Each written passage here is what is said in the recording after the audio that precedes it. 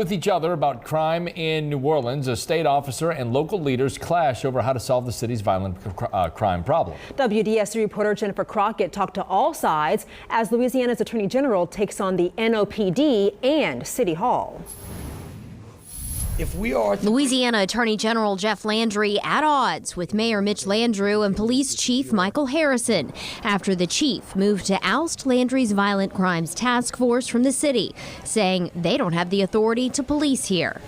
At the end of the day, this is about safety. The numbers do not lie.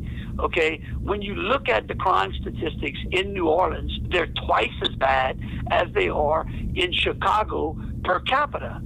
And of course, we've been at this for quite some time now.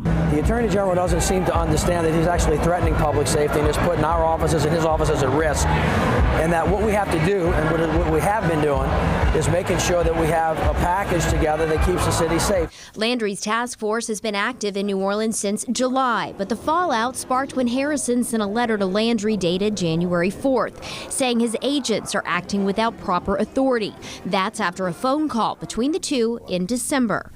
When we talked, he didn't ask me what I needed, but he told me what it was that he was going to be doing. And so it concerns me that members of other agencies that have variations in those policies and trainings are out there on their own, perhaps in different uniforms, in plain unmarked cars, doing proactive police work, where citizens may not even recognize them as police officers. You know, I find that to be very disingenuous. All of the line units officers that we've worked on in the past have been very appreciative of the work that we've been doing. Landry said his task force will stay in place. The chief says he needs the help, but all officers have to go through him for their safety and yours. In New Orleans, Jennifer Crockett, WDSU News.